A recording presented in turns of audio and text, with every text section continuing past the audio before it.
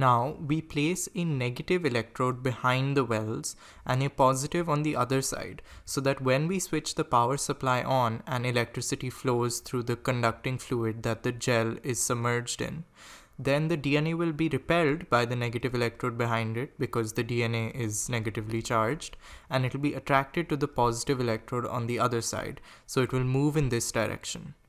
In fact, that's exactly what we can see here, as the DNA from different wells labeled S to G is moving from negative to positive.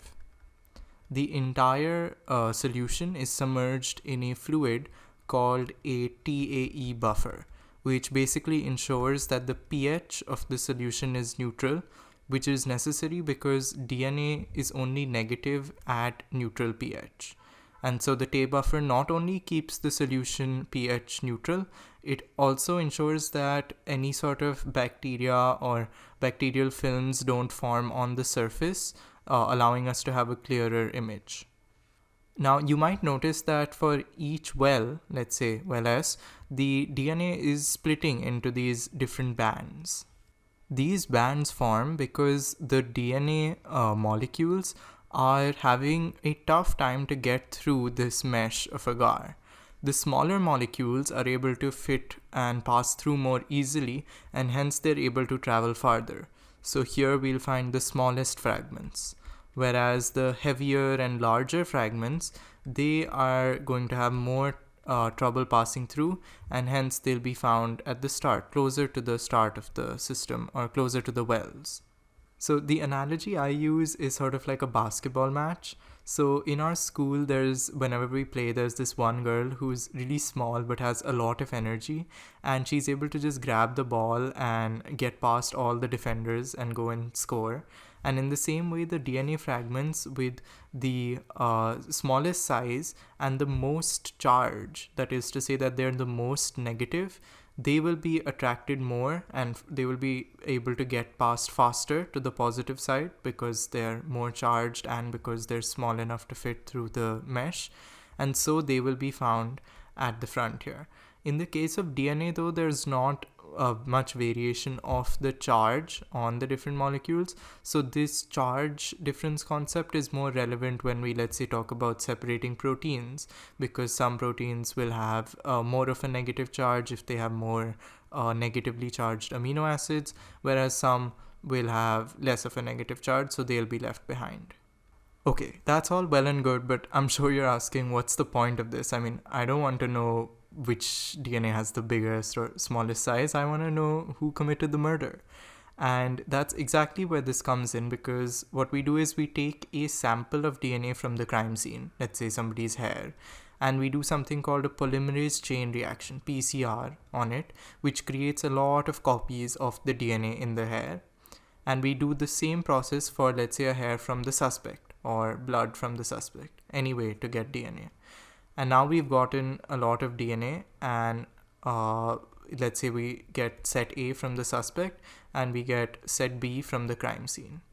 Now what we do is we take restriction enzymes and we add the same restriction enzymes to both these samples. If you remember, they're specific to certain sequences on the DNA.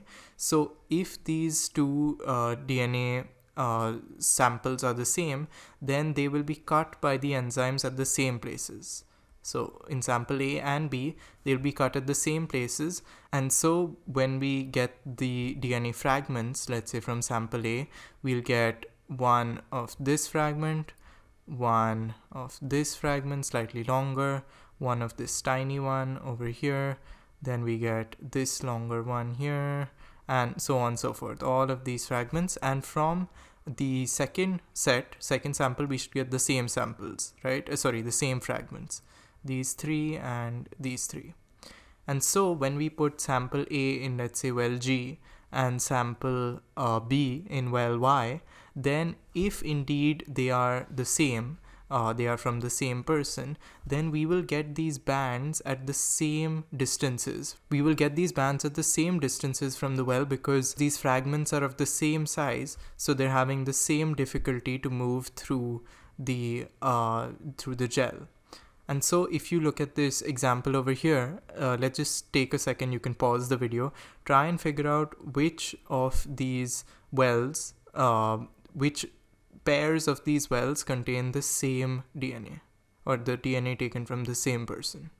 If you said well P and G, and you said well R and B, then you would be correct, because as we can see, P and G perfectly line up and have around the same thickness, and the same for R and B. The similar process can be used in, let's say, testing paternity. So hypothetically, your father went to get some milk at a young age, and now you have potential suspects for who your father is. So you take DNA from all of them, and then you run it against your own DNA in one of the wells. And the person who's your father, they'll have a similar sort of sequence to yours. There might be some differences, but because you inherited 50% of your genes from your father, therefore when the restriction enzymes act, there might be a lot of similarities in the length of the segments formed. And so if you have a similar sort of DNA profile, then you are probably related to that person, and that person is probably your father. And hence this process is called DNA profiling. It's also important to note that these bands won't just be visible normally if you just run your samples. You'll have to add a marker or a dye to them, and often we use fluorescent markers, as in this case, and these markers fluoresce under UV light, which allows us to visually see the different bands. Gel electrophoresis is just so cool. I mean, I love it because it's so simple, and yet it also allows us to do even more complex things like mapping the entire human genome. That's a bit out of the scope of this video, but I'd love to make another video on that. If you want one, please let me know. And thank you so much for watching. If you have any questions at all, please let me know. I hope I was able to infect you with some of my love for this concept. And if you paid attention, I hope you find these memes funny. Thank you so much, and I'll see you later. Bye bye.